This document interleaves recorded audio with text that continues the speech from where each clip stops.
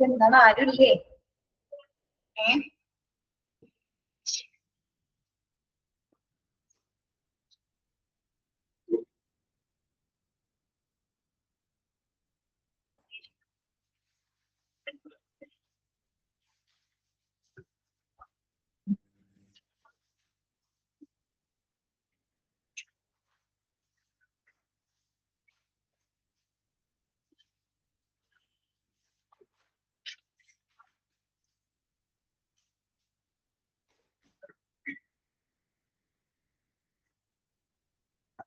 Good morning. Good morning, ma'am. Good morning.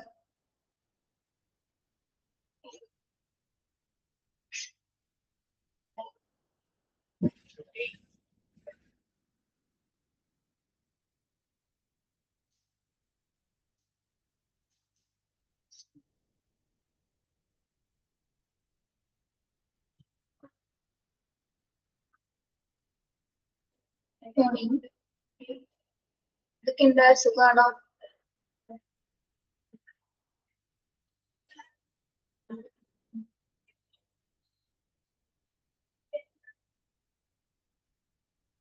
സുഖം.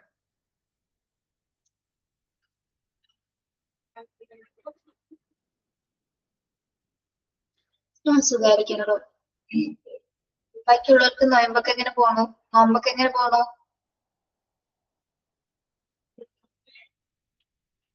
ഇവിടെയും സുഖം.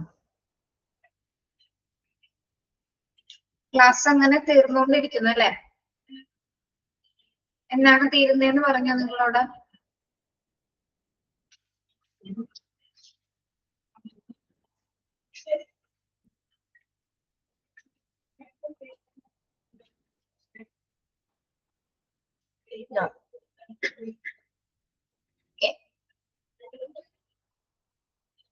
രണ്ടു മൂന്ന് പേരും കേറിയിട്ട് നോക്കട്ടെ കേട്ടോ. ഈ വീക്ക് എന്ന് പറയുമ്പോ നാളെ തീരും അല്ലെ?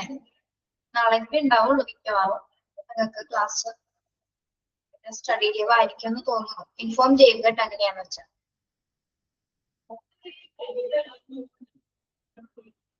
അതെ.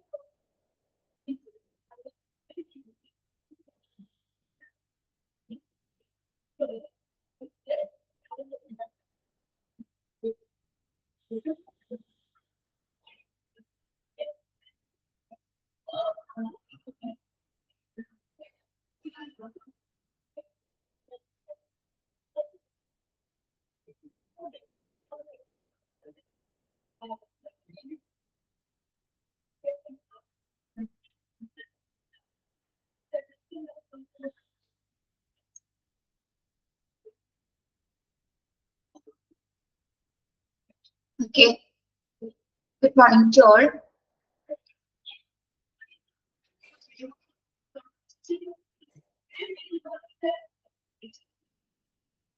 നമ്മള് കഴിഞ്ഞ ക്ലാസ്സില് ഓവർവ്യൂ എന്ന ചാപ്റ്ററിലെ ഫാക്ടേഴ്സ് അഫക്റ്റിംഗ് പ്രിവാലൻസ് ആണ് നോക്കിയത് അല്ലെ? അതില് രോഗവ്യാപനം കൂടുന്നതിന്റെ അഫക്ട് ചെയ്യുന്ന ഫാക്ടേഴ്സ് നമ്മൾ കഴിഞ്ഞ ക്ലാസ്സിൽ പഠിച്ചു അല്ലെ? ലോങ്ങർ ഡ്യൂറേഷൻ മുതൽ ഇംപ്രൂവ്ഡ് ഡയഗ്നോസിസ് ഫെസിലിറ്റീസ് വരെ. ഈ ഒരു ഭാഗം മാത്രമല്ല എടുത്തോളൂ, ഇൻക്രീസ്ഡ് ബൈ മാത്രമല്ല എടുത്തോളൂ. യെസ്. ഇനി രോഗവ്യാപനം കുറയുന്നതിന്റെ കുറയുന്നതിന് അഫക്ട് ചെയ്യുന്ന കാരണങ്ങളാണ് നമ്മൾ നോക്കുന്നത് കേട്ടോ. അഫക്ട് ചെയ്യുന്ന ഫാക്ടേഴ്സ് ഏതൊക്കെയാണ്? ഒന്ന്, shorter duration of the diseases, high case fatality rate from diseases, decrease in new cases, in migration of healthy people, out migration of cases, improved care rate of cases. ഇപ്പൊ രോഗവ്യാപനം കുറയുന്നതിന് affect ചെയ്യുന്ന ഫാക്ടറിൽ ഒന്ന് എന്താണ്? First വരുന്നത് എന്താണ്? Shorter duration of the diseases. എന്താണ് shorter duration of the diseases എന്ന് പറയുന്നത്? ഒരു രോഗത്തിന്റെ അവസ്ഥ അറിയില്ലേ, അതിന്റെ കാലയളവ് കുറയുന്നത് എങ്ങനെയാണ്? രോഗത്തിന് കുറഞ്ഞ ദൈർഘ്യം. ഇപ്പൊ ഏതെങ്കിലും രോഗം ബാധിച്ചിട്ടുണ്ടെങ്കിൽ ആ രോഗത്തിന്റെ അളവ് എങ്ങനെയായിരിക്കും? ചിലപ്പോ 1-2 ആഴ്ചകളോ അല്ലെങ്കിൽ മാസത്തിനുള്ളിൽ തന്നെ എന്താണ് മാറിപ്പോകുന്ന അസുഖങ്ങളായിരിക്കും അല്ലെ?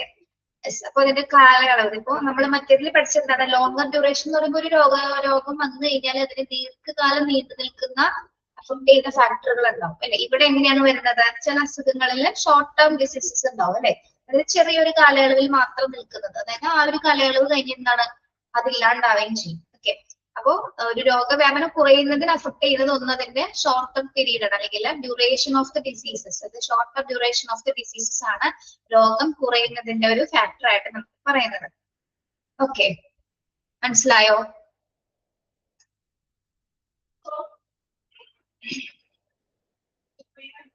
Next one, high case fatality rate from diseases. High case fatality rate from diseases. എന്താണ്? High case fatality. Fatality means മരണനിരക്കാണ് കേട്ടോ. എന്താ പറയുന്നത്? അസുഖം മൂലം എന്താണ് മരണങ്ങൾ ഉണ്ടാകണം. അപ്പൊ ആ രോഗം എന്ത് ചെയ്യുന്നു? ഒരു അസുഖം ബാധിച്ചിട്ട് പെട്ടെന്ന് മരണങ്ങൾ സംഭവിക്കുകയാണ്. അപ്പൊ രോഗം വ്യാപിക്കുകയാണോ കുറഞ്ഞുകൊണ്ടിരിക്കുകയാണോ? ഒരാൾ മരിക്കുകയാണ്, പിന്നെ അത് മറ്റൊരാളിലേക്ക് വ്യാപിക്കുന്നില്ല അല്ലെ? അതായത് ഒരു അസുഖം സംഭവിച്ചു, ഒരാൾക്ക് ഒരു അസുഖം ഉണ്ടായി, അത് ആ ഷോർട്ടർ പീരീഡിൽ തന്നെ എന്താണ് ആൾക്ക് മരണമാണ് സംഭവിച്ചത് അല്ലെ? മരണം സംഭവിക്കുക എന്ന് പറഞ്ഞാൽ എന്താണ്? അസുഖം മൂലം ഉണ്ടാകുന്ന മരണം. അപ്പൊ അത് പിന്നീട് വ്യാപിക്കില്ല. അസുഖം പിന്നീട് എന്താണ് മറ്റൊരാളിലേക്ക് സ്പ്രെഡ് ആവുന്നില്ല. വന്നവർക്ക് എന്താണ്? വന്ന ആൾക്കാരിൽ അത് മരണം മാത്രമേ സംഭവിക്കുന്നുള്ളൂ. അപ്പൊ രോഗവ്യാപനം കുറയുന്നതിന് ഒരു അഫക്ട് ചെയ്യുന്ന മറ്റൊരു ഫാക്ടറാണ് അതിന്റെ ഒരു ചെറിയ കാലയളവും അല്ലെങ്കിൽ അതിലൂടെ ഉണ്ടാകുന്ന മരണങ്ങൾ കേട്ടോ. Then decrease in new cases, decrease in incidents, decrease in new cases എന്ന് പറഞ്ഞാൽ എന്താണ്? ഒരു അസുഖം വന്നു, ഒരു 10-15 പേർക്ക് അത് റിപ്പോർട്ട് ചെയ്തു, അതിനുശേഷം എന്താണ് പിന്നീട് കേസുകൾ റിപ്പോർട്ട് ചെയ്തത്? പുതിയ കേസുകൾ വരുന്നില്ല എന്നതിന്റെ കാരണം എന്താണ്? മറ്റൊരാളുകൾക്കും ആ രോഗം പിന്നീട് അത് വ്യാപിക്കുന്നില്ല എന്നാണ് നമ്മൾ മനസ്സിലാക്കുന്നത്. അതായത് ന്യൂ കേസുകൾ ഉടലെടുക്കുന്നില്ല. മനസ്സിലായോ?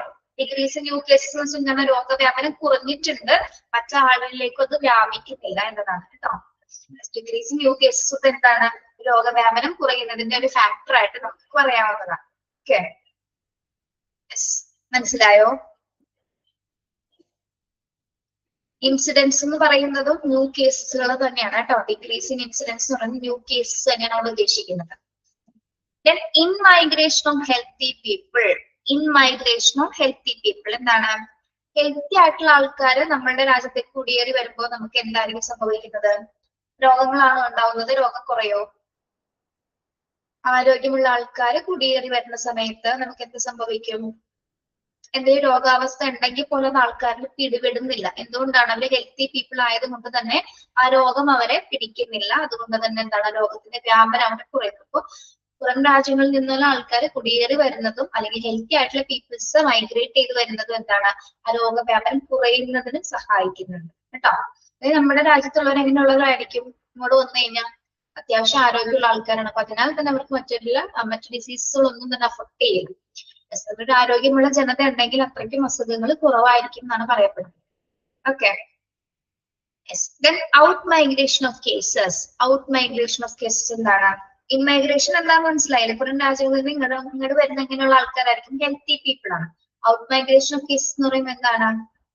ഔട്ട് മൈഗ്രേഷൻ ഓഫ് കേസസുകള്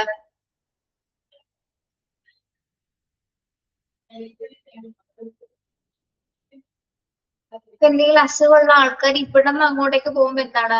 നമുക്ക് ഇവിടെ ആ രോഗത്തിന്റെ വ്യാപനം ഉണ്ടാവില്ല. ഇപ്പൊ എന്തെങ്കിലും മെഡിക്കൽ ഡിസീസസ് അല്ലെങ്കിൽ ആ അസുഖമുള്ള ഏതെങ്കിലും ഒരു പേഷ്യന്റ് ഉണ്ടെങ്കിൽ നമ്മുടെ രാജ്യത്ത് നിന്ന് മറ്റൊരു പ്രദേശത്തേക്ക് ആള് മൈഗ്രേറ്റ് ചെയ്യണമെങ്കിൽ എന്താണ്? നമുക്ക് ഇവിടെ ബുദ്ധിമുട്ടുകളില്ല. ഇവിടെ എന്താണ്? ഇവിടെ രോഗം കുറയാണ് ചെയ്യുന്നത് അല്ലെ? ഇവിടെ ഉള്ളത് എങ്ങനെയുള്ള ആൾക്കാർ മാത്രമായിരിക്കും, ഹെൽത്തി പീപ്പിൾ ഉള്ള ആൾക്കാർ മാത്രമായിരിക്കും, പിന്നെ കുറച്ച് പേർക്ക് അസുഖങ്ങൾ ഉണ്ടാവുള്ളൂ. Okay, out migration of cases, അതായത് പുറത്തേക്ക് പോകുന്ന മൈഗ്രേറ്റ് ചെയ്ത് പോകുന്ന ഡിസീസസ് ഒക്കെ ഉണ്ടെങ്കിൽ നമുക്ക് ഇവിടെ അത്ര എന്താണ് ആ രോഗവ്യാപനം കുറയ്ക്കാനാണ് അത് സഹായിക്കുന്നത് കേട്ടോ. പിന്നെ improved cure rate of cases, improved cure rate of cases എന്താ പറയുന്നത്, കേസുകളുടെ മെച്ചപ്പെട്ട എന്താ പറയാ രോഗശമന നിരക്ക്, അതായത് കേസുകൾ പരിഹരിക്കപ്പെടുന്ന ഒരു അസുഖം വന്നിട്ട് പെട്ടെന്ന് എന്താണ് ഓരോ കേസുകൾ നമുക്ക് ട്രീറ്റ് ചെയ്ത് ചികിത്സിച്ചിട്ട് ഭേദമാക്കാൻ പറ്റുന്നു. അതിനർത്ഥം എന്താണ്, ആ രോഗം കുറയുന്നു എന്നാണ് മനസ്സിലാക്കാൻ പറ്റുന്നത് അല്ലെ. Improved cure rate of cases എന്ന് പറഞ്ഞാൽ കേസുകളുടെ മെച്ചപ്പെട്ട രോഗശമനം, അതായത് രോഗങ്ങൾ ശമിച്ചു തുടങ്ങി, അതായത് നമ്മൾ ചികിത്സ കൊടുക്കുന്നതിനനുസരിച്ച് എന്താണ് പെട്ടെന്ന് അസുഖം കുറയുന്നുണ്ട്. ഓക്കെ, അപ്പൊ ചികിത്സ ഫലിക്കുന്നതും എന്താണ് ആ രോഗവ്യാപനം കുറയുന്നത് നമുക്ക് സഹായിക്കുന്ന ഒരു ഫാക്ടറാണ് കേട്ടോ. അപ്പോ പ്രിവാലൻസ്, ഈ രോഗവ്യാപനം തടയുന്നതല്ലേ കുറയുന്നതിന്റെ മെയിൻ ഫാക്ടേഴ്സ് എന്തൊക്കെയാണ്? ഒന്ന് shorter duration of the diseases അല്ലെ, അതിന്റെ ഒരു ഷോർട്ടർ ടൈം പീരീഡിലാണെങ്കിൽ എന്താണ് അത് പെട്ടെന്ന് തന്നെ ആ രോഗം തീരുന്നുണ്ടെങ്കിൽ എന്താണ്, അല്ലെങ്കിൽ അവസാനിക്കുന്നുണ്ടെങ്കിൽ എന്താണ് ആ വ്യാപനം കുറയുന്നത് നമുക്ക് മനസ്സിലാക്കും. അതേപോലെ തന്നെ മോർട്ടാലിറ്റി റേറ്റ് അല്ലെ, പെട്ടെന്ന് മരണങ്ങൾ സംഭവിക്കും, അസുഖം മൂലം ഉണ്ടാകുന്ന മരണനിരക്ക്, അതായത് പിന്നീട് അത് മറ്റൊരാളിലേക്ക് വ്യാപിക്കുന്നില്ല എന്നതാണ് അതിന്റെ അർത്ഥം കേട്ടോ. പിന്നെ ന്യൂ കേസുകളൊന്നും റിപ്പോർട്ട് ചെയ്യുന്നതും എന്തിന്റെ കാരണമായിട്ട് പറയാം, രോഗവ്യാപനം കുറയുന്നതിന്റെ കാരണമായിട്ട് നമുക്ക് പറയാം. പിന്നെ എന്താണ്, ഹെൽത്തി പീപ്പിൾ നമ്മുടെ നാട്ടിലേക്ക് കുടിയേറി വരുന്നതും രോഗത്തിന്റെ വ്യാപനം കുറയ്ക്കാൻ സഹായിക്കുന്നു. അതേപോലെ തന്നെ അസുഖമുള്ള പീപ്പിൾസ് ആണെങ്കിൽ ഇവിടെ നിന്ന് അങ്ങോട്ട് പോകണമെങ്കിൽ എന്താണ്, നമ്മളുടെ ഇവിടെ ഹെൽത്തി പീപ്പിൾ മാത്രമേ ഉണ്ടായിരിക്കുള്ളൂ. ഓക്കെ, അതേപോലെ തന്നെ എന്താണ്, improved cure rates of cases, അതായത് കേസുകളുടെ മെച്ചപ്പെട്ട രോഗശമന നിരക്ക്, അതായത് നമ്മൾ ട്രീറ്റ്മെന്റ് കൊടുത്തിട്ട് അസുഖം എത്രയും പെട്ടെന്ന് തന്നെ ഭേദമാക്കാൻ പറ്റുന്നത്, ട്രീറ്റ്മെന്റുകൾ ഫലിച്ചു തുടങ്ങുന്നത് അല്ലെ. അതായത് രോഗം ശമിപ്പിക്കാൻ പറ്റുന്നുണ്ടെങ്കിൽ എന്താണ്, ആ വ്യാപനം കുറയുന്നു എന്ന രീതിയിലാണ് നമ്മൾ അതിനെ മനസ്സിലാക്കേണ്ടത്. Okay, yes. അപ്പോ ഇതിന്റെ ഈ ഒരു ടേബിൾ നിങ്ങളൊന്ന് ജസ്റ്റ് ഒന്ന് പഠിച്ചു വെക്കാം. ചിലപ്പോ ചോദിക്കാറുണ്ട്, ചിലപ്പോ ചോദിച്ചെന്നാലും വേണ്ട കേട്ടോ. എന്നിരുന്നാൽ പോലും ഒന്ന് ജസ്റ്റ് ഒന്ന് ഭയങ്കരമായിട്ട് ബൈഹാർട്ട് ചെയ്ത് പഠിക്കണമെന്നില്ല, ഒന്ന് മനസ്സിലാക്കി പഠിച്ചാൽ മതി കേട്ടോ. ഓക്കെ, അതിന് വേണ്ടിയിരുന്ന സമയമൊന്നും കളയണ്ട. ഓക്കെ, യെസ്, ക്ലിയർ ആണോ?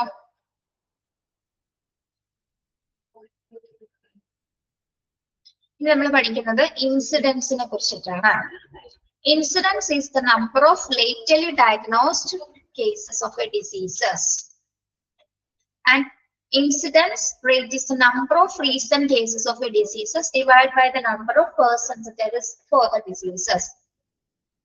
Incidence is an important rate. It is the proportion of people at risk who develop diseases in the course of a specific time of period. So, എന്താണ് ഒരു ഇൻസിഡന്റ് എന്ന് പറയുന്നത്? Incidents എന്ന് പറയുന്നത് എന്താണ്?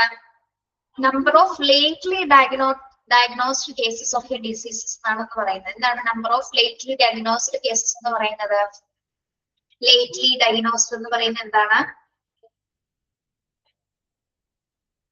അതായത് ഒരു രോഗത്തിന്റെ സമീപകാല രോഗനിർണയ കേസുകളുടെ എണ്ണമാണ് എന്ത്? ഇൻസിഡൻസ് അഥവാ സംഭവ നിരക്ക് എന്ന് പറയുന്നത്.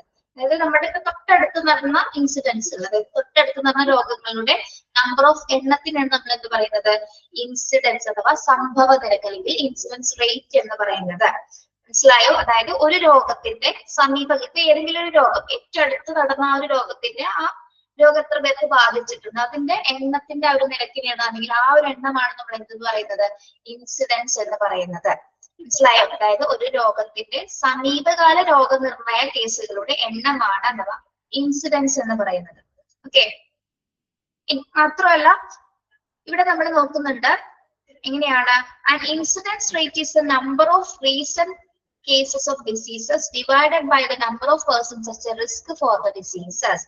സെക്കൻഡ് പാരഗ്രാഫിൽ എന്താ പറയുന്നത്? ഒരു രോഗത്തിന്റെ സമീപ കാലയളവിൽ എത്ര പേർക്ക് ആ രോഗം ബാധിക്കുന്നുണ്ട്, അല്ലെങ്കിൽ എത്ര പേർക്ക് ആ രോഗം സാധ്യതയുള്ള ആളുകളുടെ എണ്ണം, ഇത് തമ്മിൽ ഹരിക്കുമ്പോഴാണ് നമുക്ക് ഇതിന്റെ ഒരു റേറ്റ് കിട്ടുന്നത്. അതായത് സമീപകാലത്ത് ശ്രദ്ധിക്കാം, സമീപകാലത്ത് നടക്കുന്ന ഒരു രോഗം അത് എത്ര പേർക്ക് ബാധിക്കാൻ സാധ്യതയുണ്ട് എന്നത് കൊണ്ടാണ് അതിനെ ഡിവൈഡ് ചെയ്തിട്ടാണ് നമ്മൾ ഇൻസിഡൻസ് റേറ്റ് കണ്ടുപിടിക്കുന്നത്. മനസ്സിലായോ? അതായത് ലേറ്റ്ലി ഡയഗ്നോസിസ് ആയിട്ടുള്ള ഡിസീസസ് അല്ലെങ്കിൽ സമീപകാലത്തുള്ള ഒരു ഡിസീസസ് അതിന്റെ മൊത്തത്തിലുള്ള എണ്ണം അത് എത്ര പേർക്ക് ഇനി വരാൻ സാധ്യതയുണ്ട് എന്നുള്ള രീതിയിലാണ് അതിനെ നമ്മൾ ഡിവൈഡ് ചെയ്തിട്ടാണ് ഇൻസിഡൻസ് റേറ്റ് കണ്ടുപിടിക്കുന്നത്. ഫോർമുല പറയുമ്പോൾ മനസ്സിലാവും കേട്ടോ. അപ്പൊ ആദ്യം ചോദിക്കട്ടെ, ഇൻസിഡൻസ് എന്താണെന്ന് മനസ്സിലായോ? എന്താണ് വാട്ട് ഈസ് ഇൻസിഡൻസ് എന്ന് പറയുന്നത്? എന്താണ്? പോയിന്റ് അണ്ടർലൈൻ ചെയ്യാം കേട്ടോ. Incidents is the number of lately diagnosed cases of A diseases എന്ന് പറഞ്ഞാൽ എന്താണ്? ഒരു രോഗത്തിന്റെ സമീപകാല രോഗനിർണയ കേസുകളുടെ എണ്ണമാണ് ഇൻസിഡൻസ് എന്ന് പറയുന്നത്. ഓക്കെ, ക്ലിയർ ആണോ? യെസ്.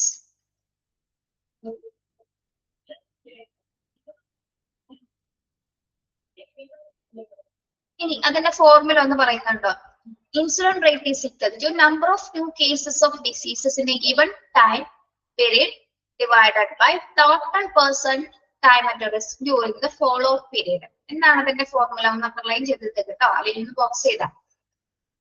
ഇൻസിഡന്റ് റേറ്റ് നമ്മൾ എങ്ങനെയാണ് കണ്ടുപിടിക്കുന്നത്? സംഭവ നിരക്ക് കണ്ടുപിടിക്കുന്നത് എങ്ങനെയാണ്? Number of new cases of diseases in a given time of period എന്ന് പറഞ്ഞാൽ പുതിയ രോഗബാധിതരുടെ എണ്ണം ഡിവൈഡഡ് ബൈ, അല്ലെങ്കിൽ ഒരു പ്രത്യേക സമയത്ത് നടന്ന അല്ലെങ്കിൽ പ്രത്യേക സമയത്തുള്ള പുതിയ രോഗബാധിതരുടെ എണ്ണം ഡിവൈഡഡ് ബൈ എത്രയാണ്? Total person time at risk during the follow. സാധ്യതയുള്ള, ഈ രോഗം വരാൻ സാധ്യതയുള്ള ആളുകളുടെ എണ്ണമാണ്. അങ്ങനെ അത് രണ്ടിൽ ഡിവൈഡ് ചെയ്തിട്ടാണ് നമ്മൾ ഇൻസിഡന്റ് റേറ്റ്സുകൾ കണ്ടുപിടിക്കുന്നത്. മനസ്സിലായി? അതായത് പുതിയ രോഗബാധിതരുടെ എണ്ണം ഡിവൈഡഡ് ബൈ തുടർന്ന കാലയളവിൽ രോഗം വരാൻ സാധ്യതയുള്ള, അപകട സാധ്യതയുള്ള രോഗികളുടെ എണ്ണം എന്ന രീതിയിലാണ് നമ്മൾ അതിന്റെ ഫോർമുല പറയുന്നത്. മനസ്സിലായോ? ഒന്നുകൂടി ശ്രദ്ധിച്ച്. ഇൻസിഡന്റ് റേറ്റിന്റെ ഫോർമുല എങ്ങനെയാണ്? പുതിയ രോഗബാധിതരുടെ എണ്ണം അഥവാ ന്യൂ കേസസ് ഓഫ് ഡിസീസസിന്റെ എണ്ണം ഡിവൈഡഡ് ബൈ എന്താണ്? ഈ അപകട സാധ്യത നേരിടുന്നതെങ്കിൽ രോഗം വരാൻ സാധ്യതയുള്ള ആളുകളുടെ എണ്ണം എന്ന രീതിയിലാണ് നമ്മൾ ഇതിന്റെ ഒരു ഫോർമുല പഠിക്കുന്നത് കേട്ടോ. അപ്പൊ ഇതില് നമ്മുടെ 3 കീ എലമെന്റ് പറയുന്നതില് നമ്മുടെ ഈ ന്യൂമറേറ്റർ അഥവാ ഛേദം എന്ന് പറയുന്നത് എന്താണ്? Only new cases. അതായത് ഈ നമ്മുടെ ഈ ഫോർമുല എഴുതുമ്പോൾ മുകളിലത്തെ ഭാഗം, അതായത് ന്യൂമറേറ്റർ ആയിട്ട് നമ്മൾ രേഖപ്പെടുത്തുന്നത് എന്താണ്? ന്യൂ കേസസുകൾ മാത്രമാണ്, അല്ലെ? പുതിയ കേസസുകൾ മാത്രമാണ് നമ്മൾ ന്യൂമറേറ്ററിൽ കൊടുക്കുന്നത്. ഡിനോമിനേറ്ററിൽ എന്താണ് വരുന്നത്? Total population risk in the denominator. അതായത് ടോട്ടൽ പോപ്പുലേഷൻ ഉദ്ദേശിക്കുന്നത് എന്താണ്? റിസ്ക് എന്ന് പറയുന്നത് ഈ ജനസംഖ്യയിൽ സാധ്യതയുള്ള, അതായത് രോഗം വരാൻ സാധ്യതയുള്ള, ഈ അപകട സാധ്യത കൂടിയ ആളുകളുടെ എണ്ണമാണ് അവിടെ പറയുന്നത് കേട്ടോ. അപ്പൊ നോമിനേറ്ററിൽ വരുന്ന എന്താണ്? ന്യൂ കേസസുകളും ഡിനോമിനേറ്ററിൽ വരുന്ന എന്താണ്? ടോട്ടൽ പോപ്പുലേഷൻ റിസ്ക് ആണ് വരുന്നത്. ഇനി ഇവിടെ ടൈം എലമെന്റ് പറയുന്നത് എന്താണ്? ടൈം എലമെന്റ് എന്ന് പറയുന്നത് period over which reason cases detected, defected എന്നല്ല കേട്ടോ, ഡിറ്റക്റ്റഡ് എന്നാണ്. അതൊന്ന് തിരുത്തിയേക്ക് കേട്ടോ. ടൈം എലമെന്റ് എന്ന് പറയുമ്പോൾ എന്താണ്? Period over which reason cases detected. Yes. അതായത് സമീപകാല കേസുകൾ കണ്ടെത്തുന്ന കാലയളവ് നമ്മളിവിടെ പരിഗണിക്കുന്നുണ്ട്. അതായത് ഇൻസിഡന്റ് റേറ്റ് കണ്ടുപിടിക്കുന്നതിന്റെ ഭാഗമായിട്ട് നമ്മൾ അതിന്റെ സമയപരിധി നിർണ്ണയിക്കുന്നുണ്ട്. പ്രത്യേകിച്ച് എന്താണ് പറയുന്നത്? ന്യൂ കേസുകൾ, റീസെന്റ് ആയിട്ടുള്ള കേസുകൾ നമ്മൾ കണ്ടെത്തുന്നത്, അതായത് സമീപകാല കേസുകൾ കണ്ടെത്തുന്നതിന്റെ കാലയളവ് കൂടി നമ്മൾ ഈ ഒരു ഫോർമുലയിൽ കൺസിഡർ ചെയ്യുന്നുണ്ട്. ഓക്കെ. അപ്പൊ ഈ ഫോർമുല നിങ്ങൾ നിർബന്ധമായിട്ടും പഠിച്ചിരിക്കുക. എന്താണ് ഇൻസിഡൻസ് റേറ്റ് കണ്ടുപിടിക്കുന്നത്? എങ്ങനെയാണ്? നമ്പർ ഓഫ് ന്യൂ കേസസ്, അതായത് പുതിയ കേസുകളുടെ എണ്ണം ഡിവൈഡഡ് ബൈ അപകടം വരാൻ സാധ്യതയുള്ള കേസുകളുടെ എണ്ണം എന്ന രീതിയിലാണ് നമ്മൾ അതിന്റെ ഫോർമുല ഇൻസിഡന്റ് റേറ്റിൽ വരുന്നത് കേട്ടോ. മനസ്സിലായോ?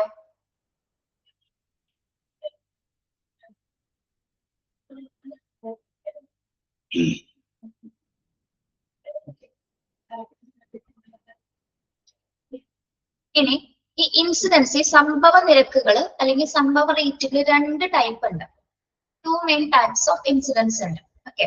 ഏതൊക്കെയാണ്? ഒന്ന് ക്യുമുലേറ്റീവ് ഇൻസിഡൻസ് ഉണ്ട്, ഇൻസിഡൻസ് റേറ്റ് ഉണ്ട്, അല്ലെങ്കിൽ ഇൻസിഡന്റ് ഡെൻസിറ്റി എന്ന് നമ്മൾ പറയും. ഓക്കെ. അതിൽ ആദ്യത്തെ എന്താണ്? ക്യുമുലേറ്റീവ് ഇൻസിഡൻസ് ആണ്. Cumulative incident. അപ്പൊ സംഭവ നിരക്കുകളിൽ ആദ്യത്തെ ടൈപ്പ് ആണ് നമ്മൾ പഠിക്കുന്നത് ക്യുമുലേറ്റീവ് ഇൻസിഡൻസ് എന്ന് പറയുന്നത് എന്താണ്? ആകെ എത്ര പേർക്ക് ആ രോഗം വരുന്നു എന്ന് കണ്ടുപിടിക്കുന്നതാണെന്ത്? ക്യുമുലേറ്റീവ് ഇൻസിഡൻസ് റേറ്റ് എന്ന് പറയുന്നത്. അതായത് ആകെ എത്ര പേർക്ക് ആ രോഗം വരുന്നു എന്ന് കണ്ടുപിടിക്കുന്നതാണെന്ത്? ക്യുമുലേറ്റീവ് ഇൻസിഡന്റ് എന്ന് പറയുന്നത്. അപ്പോൾ ഇൻസിഡന്റ് റേറ്റ് എന്ന് പറയുന്നത് എന്തായിരിക്കും? ഇൻസിഡൻസ് ഡെൻസിറ്റി എന്ന് പറയുന്നത് എന്താണ്? എത്ര വേഗത്തിലാണ് അതിന്റെ ഡെൻസിറ്റി കൂടുന്നത് അല്ലെങ്കിൽ അതിന്റെ വേഗത കൂടുന്നത്. ഓക്കെ, മനസ്സിലായോ? ഇൻസിഡന്റ് റേറ്റ് എന്ന് പറയുന്നത് എന്താണ്, അല്ലെങ്കിൽ ഇൻസിഡന്റ് ഡെൻസിറ്റി എന്ന് പറയുന്നത് എന്താണ്? എത്ര വേഗത്തിലാണ് ആ അസുഖം പടരുന്നത്, അല്ലെങ്കിൽ ആ അസുഖം അതിന്റെ ഡെൻസിറ്റി, അതിന്റെ ദീർഘം കൂടുന്നത് എപ്പോഴാണ് എന്നുള്ളതാണ് രണ്ട് ടൈപ്പ് ഓഫ് ഇൻസിഡൻസ് എന്ന് പറയുന്നത്. അതായത് ഒരു രോഗത്തിനെ കുറിച്ചുള്ള ഒരു സംഭവം നടക്കുമ്പോൾ രണ്ട് ടൈപ്പിലാണ് സംഭവിക്കുന്നത്. ഒന്ന് ക്യുമുലേറ്റീവ്, അതായത് ആകെ എത്ര പേർക്ക് ഈ രോഗം വരുന്നുണ്ട്. ഇൻസിഡന്റ് റേറ്റ് എന്ന് പറയുമ്പോൾ എന്താണ്, എത്ര പേർക്ക് ഈ രോഗം പടരുന്നുണ്ട്, എത്ര വേഗത്തിലാണ്. ഡെൻസിറ്റി എന്ന് ഉദ്ദേശിക്കുന്നത് എത്രത്തോളം വേഗത്തിൽ, എത്ര ടൈം പീരീഡിനുള്ളിൽ തന്നെ ആ രോഗം സംഭവിക്കുന്നു എന്നുള്ളതാണ് കേട്ടോ. These are the two main types of incidents. അപ്പൊ അതിന്റെ പേരുകൾ ഓർത്ത് വെക്കുക കേട്ടോ. Cumulative incidents and incident rate അല്ലെങ്കിൽ ഇൻസിഡന്റ് ഡെൻസിറ്റി. മനസ്സിലായോ?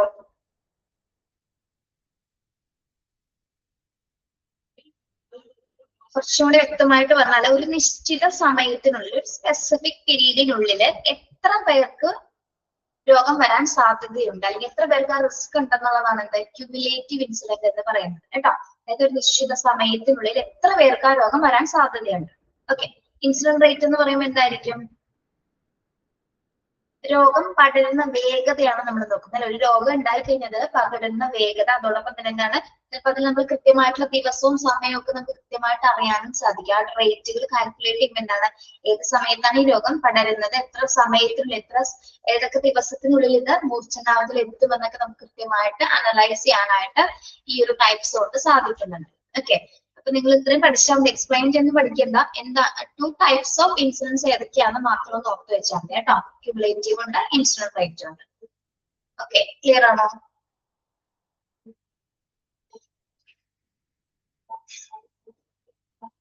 ഇവിടെ നോക്കേണ്ടത് ഈ ഒരു ഭാഗം നോക്കാം. ഇൻസിഡന്റിന്റെ എന്താണ് ഇൻസിഡൻസ് മാത്രം ഈ ഒരു ഭാഗം പഠിക്കാം, പിന്നെ ഈ ഒരു ഫോർമുല പഠിക്കാം, ടു ടൈപ്സ് പഠിക്കാം കേട്ടോ. അത്രയും നോക്കിയാണോ? അത്രയും മനസ്സിലായോ നിങ്ങൾക്ക്?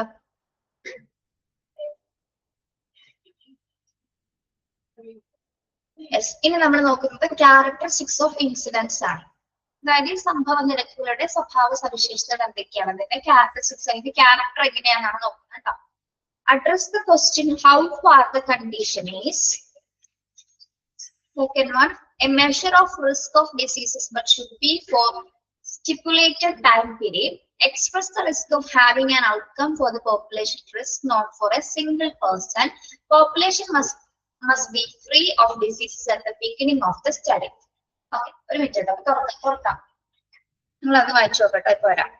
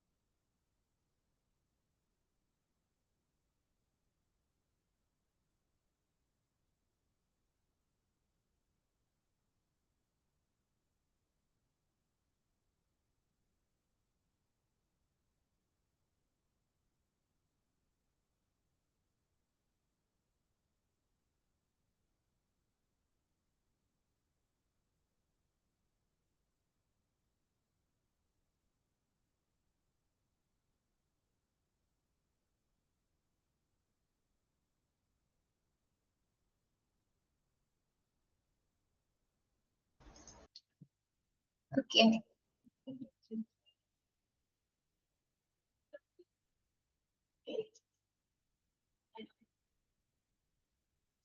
Yes.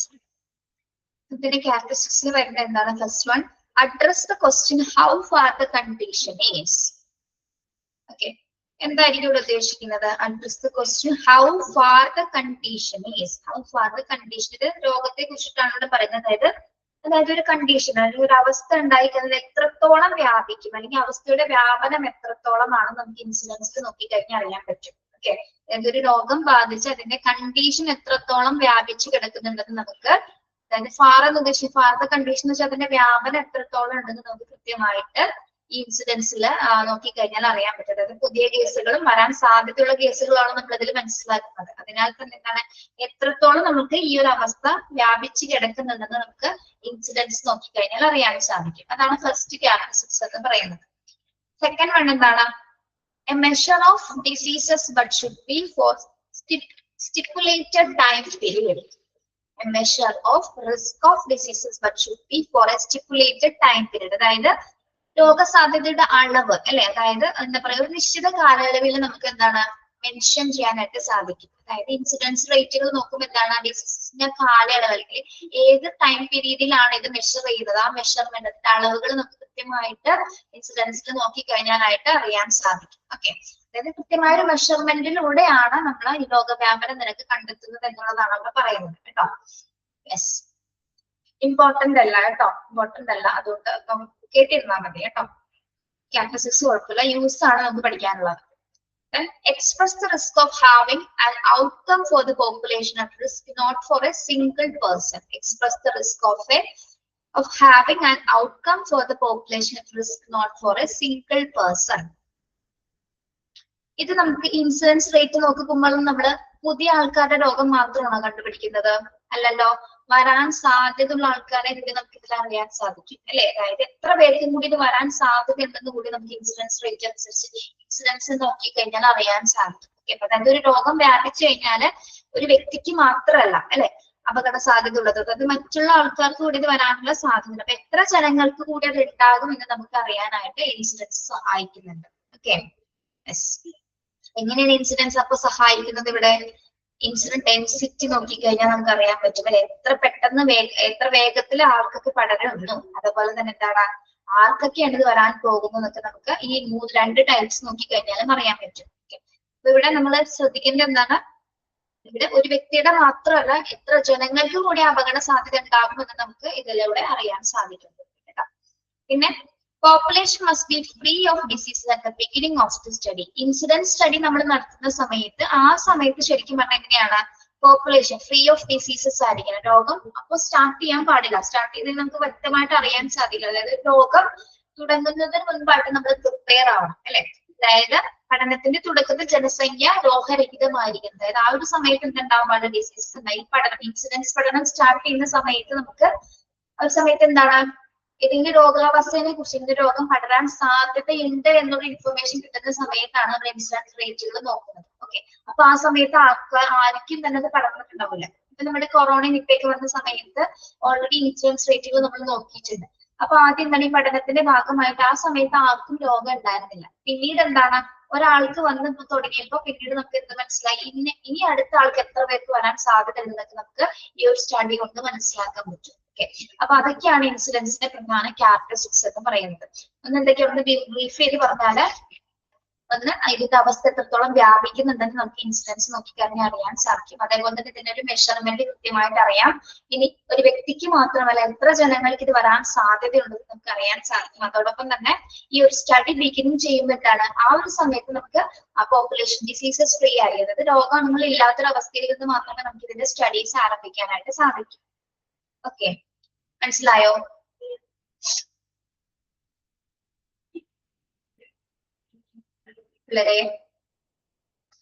ഓക്കെ, നെക്സ്റ്റ് നോക്കുന്നത് യൂസ് ഓഫ് ഇൻസിഡൻസ് ആണ് കേട്ടോ. അതിൽ നിന്ന് വേറെ ക്വസ്റ്റ്യൻസ് ഒന്നും വരില്ല കേട്ടോ, അതുകൊണ്ടാണ് സ്ട്രെസ് ചെയ്ത് പറയാഞ്ഞത്. ക്യാരക്ടറിസ്റ്റിക്സ് ഒന്നും പഠിക്കണ്ട, കുഴപ്പമില്ല.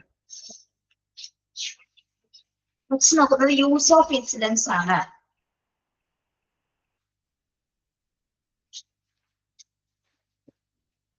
ഫസ്റ്റ് വൺ, നമ്മുടെ ഈ സംഭവ നിരക്കുകൾ എപ്പോഴൊക്കെയാണ് ഇതിന്റെ യൂസ് എങ്ങനെയാണ് വരുന്നതെന്നാണ് നോക്കുന്നത്. Explain the risk of diseases occurrence over time. Usefulness in planning for preventive measures as to prepare resources to combat events. Compare the risk of the diseases between two or more populations as incidence rates are influenced by any factor and reflect the risk of factors. First one എന്താ പറയുന്നത്, explain the risk. ഇൻസിഡൻസിന്റെ use ആണ് നമ്മൾ പറയുന്നത്, എങ്ങനെയൊക്കെയാണ് use ചെയ്യുന്നത് നമുക്ക് എന്തൊക്കെ മനസ്സിലാക്കാൻ പറ്റിയതുകൊണ്ട്. explain the risk of diseases occurrence over time. എന്താണ് ഒരു നിശ്ചിത കാലയളവിലുള്ള അപകട സാധ്യത നമുക്ക് വിശദീകരിക്കാനായിട്ട് ഇൻസിഡൻസ് സഹായിക്കും അല്ലെ. ഒരു സ്പെസിഫിക് പീരീഡിലുള്ള രോഗത്തിന്റെ അല്ലെങ്കിൽ ആ രോഗത്തിന് എത്രത്തോളം അപകട സാധ്യത ഉണ്ടെന്ന് നമുക്ക് ഇൻസിഡൻസിലൂടെ നമുക്ക് ഇൻസിഡൻസ് യൂസ് ചെയ്തിട്ട് എന്താണ് അറിയാൻ സാധിക്കും അല്ലെ. അതായത് ഒരു ഡിസീസിന്റെ റിസ്കുകൾ കൃത്യമായിട്ട് എത്ര ടൈം പീരീഡിനുള്ളിൽ അത് പടരുമെന്ന് അതിന്റെ റിസ്ക് എത്രത്തോളം ഉണ്ടാവും നമുക്ക് വിശദീകരിക്കാനായിട്ട് ഇൻസിഡൻസ് സഹായിക്കുന്നുണ്ട്. ഓക്കെ, ഫസ്റ്റ് പോയിന്റ് എന്താണ്? Explain the risk of diseases occurrence over time. Okay, മനസ്സിലായോ? ഒരു നിശ്ചിത കാലയളവിലുള്ള അപകട സാധ്യത വിശദീകരിക്കുന്നു. ഓക്കെ, സെക്കൻഡ് യൂസ് എന്താണ്? Useful in planning for preventive measures as to prepare resource to compact events. Useful in planning for preventive measures as to prepare resources to compact events. Okay, നമുക്ക് ഈ ഇൻസിഡൻസ് റേറ്റുകൾ നോക്കുമ്പോൾ തന്നെ എന്താണ്, പുതിയ ആൾക്കാരെ മാത്രമല്ല നമ്മൾ നോക്കുന്നത് അല്ലെ, രോഗം വരാൻ സാധ്യതയുള്ള ആൾക്കാരെ കൂടി നമുക്ക് മെഷർ ചെയ്യാൻ പറ്റും. അപ്പൊ അതിനാൽ തന്നെ എന്താണ്, നമുക്ക് എല്ലാ പ്രതിരോധ നടപടികളും സ്വീകരിച്ചിരിക്കാൻ പറ്റും. അതായത് ഇപ്പൊ ഒരു രോഗം വന്നു, ആ രോഗം ഇനി ഇത്ര ആൾക്കാർക്ക് കൂടി വരാൻ സാധ്യതയുണ്ട്. അപ്പൊ നമുക്ക് എന്താണ്, ഹെൽത്ത് കെയർ സിസ്റ്റംസിനെ സംബന്ധിച്ചിടത്തോളം അതിനെ പ്രതിരോധിക്കാനുള്ള എല്ലാ മാർഗങ്ങളും നമുക്ക് എന്താണ് സ്വീകരിച്ചിരിക്കാനായിട്ട് അത് ഹെൽപ്പ് ചെയ്യുന്നുണ്ട് അല്ലെ. ശരിയല്ലേ പറഞ്ഞത്? നമ്മള് പുതിയ കേസുകളുടെ എണ്ണം മാത്രമല്ല നോക്കുന്നത്, ഇവിടെ ഇൻസിഡൻസ് റേറ്റ് നോക്കുമ്പോൾ എന്താണ്, ഈ രോഗം ഇനി എത്ര പേർക്ക് കൂടി വരാം അല്ലെ. അപ്പൊ എത്ര പേര് 10 പേർക്ക് വന്നു, ഇനി ഒരു 35 പേര് 50 പേർക്ക് കൂടി വരാൻ സാധ്യത ഉണ്ടെന്ന് പറയുമ്പോൾ നമ്മൾ എന്താണ് ഓൾറെഡി പ്രിപ്പയർഡ് ആവുന്ന, അല്ലെങ്കിൽ അതിനെ പ്രതിരോധിക്കാനുള്ള മെഷേഴ്സ് നമുക്ക് സ്വീകരിക്കാൻ പറ്റും അല്ലെ. അതിനു വേണ്ടിയുള്ള എല്ലാ വിഭവങ്ങളും എല്ലാ റിസോഴ്സസും നമ്മൾ പ്രിപ്പയർഡ് ചെയ്യും. ഓക്കെ, മനസ്സിലായോ സെക്കൻഡ് പോയിന്റ്? വളരെ ക്ലിയർ ആണോ? അതായത് പ്രതിരോധ നടപടികൾ നമുക്ക് ആസൂത്രണം ചെയ്യാൻ പറ്റും. ഈ രോഗം ഇത്ര പേർക്ക് ബാധിച്ചേക്കാം, അതിനാൽ തന്നെ അത് പ്രിവെന്റ് ചെയ്യാൻ, അതിനെ പ്രതിരോധിക്കാനുള്ള എല്ലാ മെഷേഴ്സും നമുക്ക് സ്വീകരിക്കാനായിട്ട് ഇൻസിഡൻസുകൾ സഹായിക്കുന്നുണ്ട്. ഓക്കെ, ദെൻ തേർഡ് വൺ എന്താണ്? Compare the risk of diseases between 2 or more populations. Compare the risk of the diseases between 2 or more population. ഇൻസിഡൻസിന്റെ മറ്റൊരു യൂസ് എന്താണ്? 2 അതിലധികമോ ജനവിഭാഗങ്ങൾ തമ്മിലുള്ള രോഗസാധ്യതകൾ താരതമ്യം ചെയ്യാനായിട്ട് സഹായിക്കുന്നു. ഓക്കെ, അതായത് ഡിഫറെന്റ് ടൈപ്പ് പോപ്പുലേഷൻസുമായി ബന്ധപ്പെട്ട് ആ രോഗത്തിന്റെ കമ്പയർ, അതായത് എന്താ പറയാ, രോഗസാധ്യതകൾ പോപ്പുലേഷൻ അനുസരിച്ച് രോഗസാധ്യത നമുക്ക് എന്താണ് താരതമ്യം ചെയ്യാൻ, കമ്പയർ ചെയ്യാനായിട്ട് സഹായിക്കുന്നത് എന്താണ്? ഇൻസിഡൻസുകളാണ്. Okay, yes. ദെൻ അതായത് പോപ്പുലേഷൻ കൂടുമ്പോൾ ഇവിടെ ഉദ്ദേശിക്കുന്നത് എന്താണ്? 2 ജനവിഭാഗങ്ങളുണ്ട്. പോപ്പുലേഷൻ സ്ട്രെങ്ത് ആണ് ഇവിടെ നോക്കുന്നത്. അതിനനുസരിച്ചിട്ട് ചിലപ്പോൾ എന്താണ്, അതിൽ ഹെൽത്തി പീപ്പിൾ ഉണ്ടാവും, അല്ലാത്ത പീപ്പിൾസും ഉണ്ടാവും. നല്ല രീതിയിൽ ആരോഗ്യങ്ങൾ ഇല്ലാത്ത ആൾക്കാരുണ്ട്. അപ്പൊ ഏതൊക്കെ ആൾക്കാർക്ക് കൂടുതൽ വരാൻ സാധ്യത ഉണ്ടെന്നൊക്കെ നമുക്ക് പോപ്പുലേഷൻ നോക്കിക്കഴിഞ്ഞാൽ അറിയാൻ സാധിക്കും. അങ്ങനെ ഇതിനെ കമ്പയർ ചെയ്യാൻ പറ്റുന്നതാണ് പറയുന്നത് കേട്ടോ. Then, as the incidence rates are influenced by any factor and detect the risk factors. As the incidence rates are influenced by any factor and detect the risk factors. എന്താണ് ലാസ്റ്റ് യൂസിൽ പറയുന്നത്?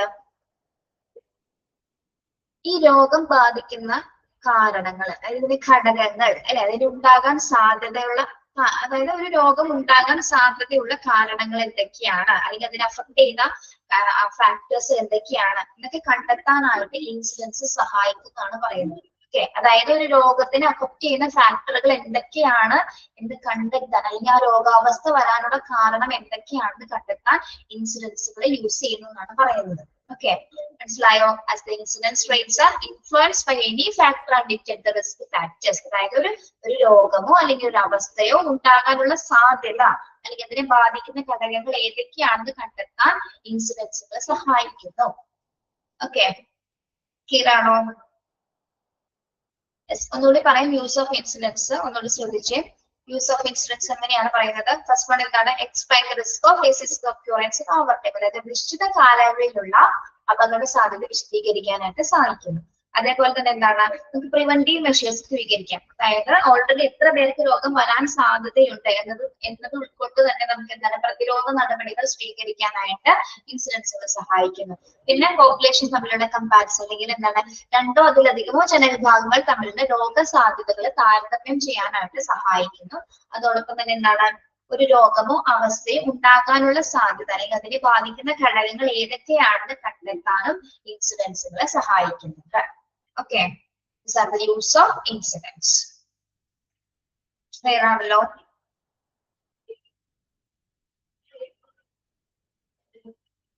Then importance of incidence ആണ് നമ്മൾ നോക്കുന്നത് കേട്ടോ. Importance of incident. It is helpful in ആർക്കൊക്കെയാണ് incidence help ചെയ്യുന്നത്? ഈ സംഭവ നിരക്കുകള്, രോഗത്തെ കുറിച്ചുള്ള സംഭവ നിരക്കുകൾ ആർക്കൊക്കെയാണ് ഹെൽപ്പ് ചെയ്യുന്നത്? ഒന്ന്, it is helpful in pathogenesis, to find in disease distribution, to control diseases, in restrain therapeutic measurements and in health policies making. അപ്പൊ ഇതിന്റെ ഇമ്പോർട്ടൻസ് എങ്ങനെയാണ്? ഒന്ന്, it is helpful in pathogenesis. എന്താണ് pathogenesis എന്ന് പറയുന്നത്? നിങ്ങളൊന്ന് വായിച്ചു നോക്കട്ടോ, ഒരു എമർജൻസിന്റെ ഒന്ന് വായിച്ചു നോക്കട്ടോ. ഇമ്പോർട്ടൻസ് ഒന്ന് ഫുൾ ഒന്ന് വായിച്ചു.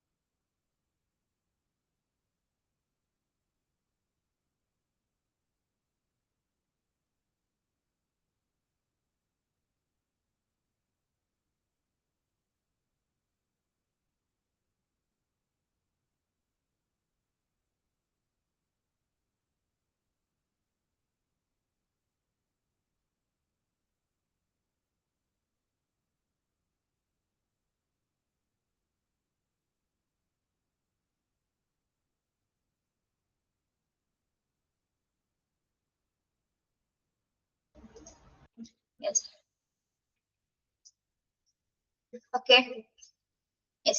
It is helpful. അപ്പൊ ഇൻഷുറൻസ് എങ്ങനെയാണ് ഹെൽപ്പ് ചെയ്യുന്നത്? നമുക്ക് ഇൻ പത്തോജൻസ്, അതായത് ഏതെങ്കിലും രോഗങ്ങളെ കുറിച്ച് കണ്ടെത്താനായിട്ട് ഇത് സഹായിക്കുന്നത്. ഏതെങ്കിലും ഒരു രോഗം ഇൻഷുറൻസ് മൂലം നമ്മൾ കണ്ടെത്തി കഴിഞ്ഞാൽ പത്തോജൻസിനെ സംബന്ധിച്ചിടത്തോളം എന്താണ് ആ രോഗം വരാനുള്ള കാരണങ്ങൾ, അതിനെ അഫക്ട് ചെയ്യുന്ന ഫാക്ടേഴ്സ് എന്തൊക്കെയാണെന്ന് നമുക്ക് എന്താണ്, അല്ലെങ്കിൽ ഇൻഷുറൻസ് വർദ്ധിക്കാനുള്ള കാരണങ്ങൾ എന്തൊക്കെയാണെന്ന് നമുക്ക് കൃത്യമായിട്ട് അറിയാനായിട്ട് ഹെൽപ്പ് ചെയ്യുന്നുണ്ട്. ഓക്കെ, പ്രത്യേകിച്ച് എന്താണ്, അതായത് ഇൻഷുറൻസ് വർദ്ധിക്കുന്നത് മൂലം എന്താണ് ആ രോഗം എങ്ങനെയാണ് ബാധിക്കുന്നത്, അതിനെ അഫക്ട് ചെയ്യുന്ന ഫാക്ടറുകൾ എന്തൊക്കെ, ഏതൊക്കെ ഇൻഫെക്റ്റഡ് ഫാക്ടേഴ്സ് ആണ് രോഗത്തിന് കാരണമാകുന്നതൊക്കെ പത്തോജൻസിന് ഹെൽപ്പ് ചെയ്യുന്നുണ്ട്. ഓക്കെ, അതേപോലെ തന്നെ എപ്പിഡെമിയോളജി അല്ലെങ്കിൽ രോഗങ്ങളെ കുറിച്ച് പഠിക്കാനായിട്ടുള്ള ആ സ്റ്റഡീസിൽ എന്താണ് ഇത്തരം പുതിയ രോഗങ്ങൾ കണ്ടെത്തുന്നതും അവരെയും ഹെൽപ്പ് ചെയ്യുന്നുണ്ട്, അതിന്റെ കാരണങ്ങൾ കണ്ടെത്താനായിട്ട്.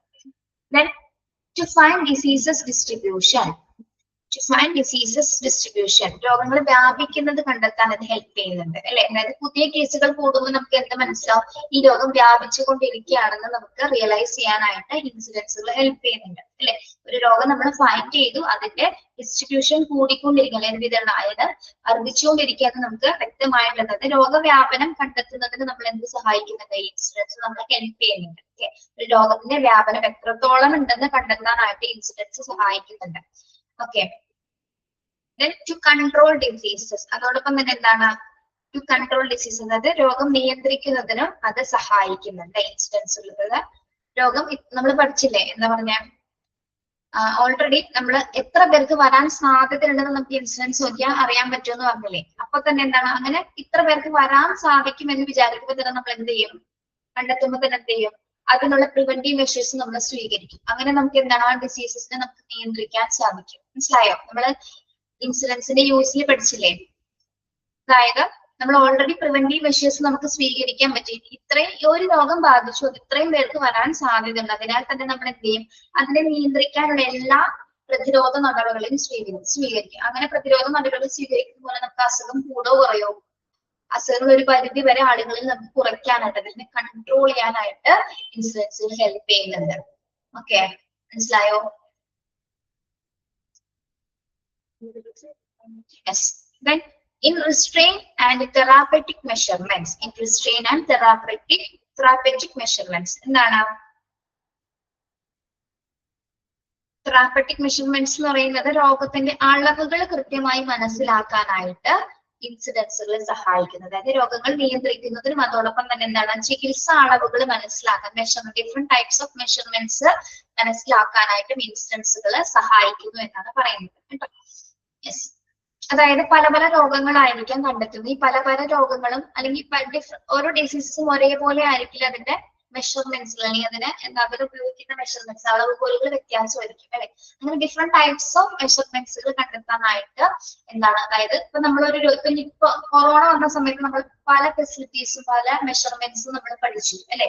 അത് ആ രോഗം വന്നപ്പോ മാത്രമാണ് നമുക്ക് മനസ്സിലായത് അല്ലെ. യെസ്, അതുമായി ബന്ധപ്പെട്ട ടെസ്റ്റുകളും കാര്യങ്ങളൊക്കെ നമ്മൾ അറിയാൻ സാധിച്ചത് എന്തുകൊണ്ടാണ്, ആ ഒരു രോഗം വന്നത് കൊണ്ടാണ് അല്ലെ. അതേപോലെ തന്നെ എന്താണ്, ഏതൊക്കെ ടൈപ്പ് ഓഫ് രോഗങ്ങളാണ് വരുന്നത്, അതിന്റെ മെഷർമെന്റ്സ്, അത് എങ്ങനെയൊക്കെയാണ് മെഷർ ചെയ്യുന്നത് എന്നുള്ള കാര്യങ്ങളൊക്കെ നമുക്ക് കൃത്യമായിട്ട് അനലൈസ് ചെയ്യാനായിട്ട് ഇത് ഹെൽപ്പ് ചെയ്യുന്നുണ്ട്.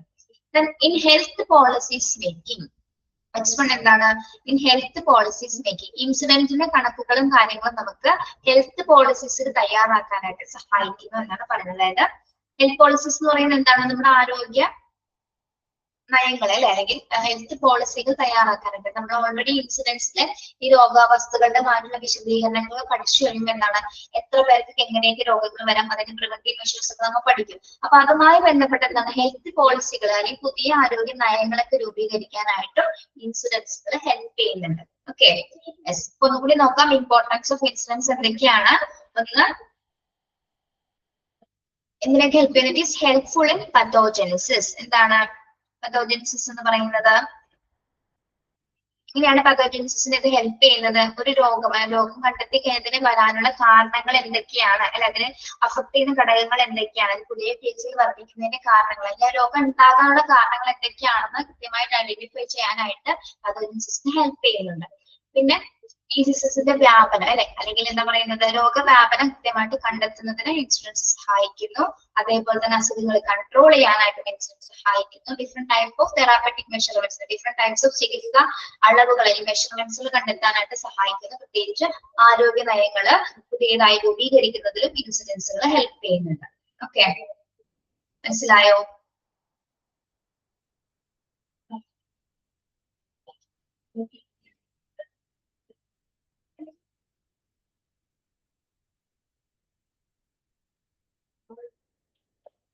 പതോജൻസിസിലാണ് നമ്മൾ എന്ത് നോക്കുക, രോഗം എവിടെ നിന്നാണ് ഒറിജിൻ ചെയ്തത്, അതിന്റെ ഉത്ഭവം എവിടെയാണ്, അല്ലെങ്കിൽ എന്താണ് ഉണ്ടാകാനുള്ള കാരണങ്ങളൊക്കെ നമ്മൾ പഠിക്കുന്നത് കേട്ടോ.